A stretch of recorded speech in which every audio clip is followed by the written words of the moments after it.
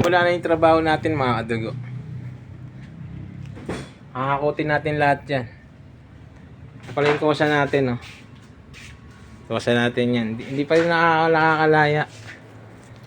Yan. Alulis pa. Konti lang to. Kayang-kaya namin to.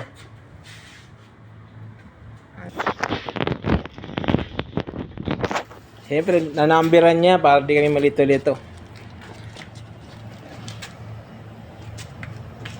Laki na ito. Oh. Baka malito kasi kami. Kailangan mga kadugo ang record natin sunod-sunod ang number yan. Pag nagkamali ka mo dyan, siguradong uulit na naman kami sa trabaho. Nakapagod kaya paulit-ulit eh. Kaya kahit pa paano pinipilit namin, nalagyan na lang ng number para hindi kami malito. Minsan may nagkakamali talaga. Panibago na naman, panibagong sulat na naman. Yan nga pala yung hahakutin namin mga kadugo. Ililipat namin sa kabila yan. And then bubuhatin namin. Pabalik-balik lang kami dyan mga kadugo. Hindi naman tayo perfectong tao para hindi magkamali, di ba mga kadugo?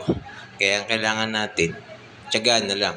Kahit napapagalitan tayo ng mga boss natin, ganoon talaga yung trabaho.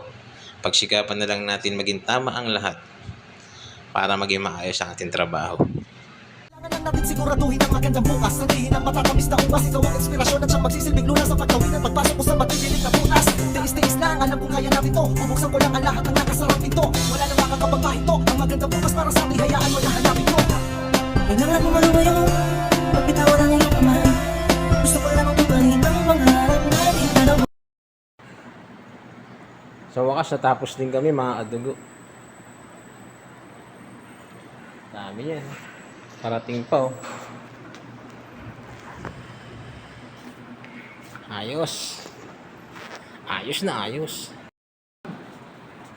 Dugyot na siya mga kadugo. Dugyot. Mga pagod na.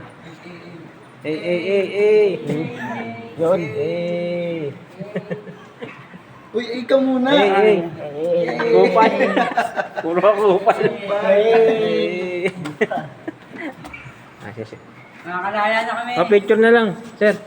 Tapos na tayo. Dugit lang na kasi. Okay. Sobrang dugit na may nakapagit. 1, 2. Tama rin kanina, sir. Tama niya. Oo, yan.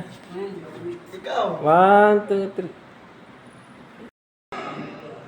3. Ma'am Ronabel, natapos na po namin to, Ma'am Ronabel, ah. Napakagaling po ng mga pilker namin.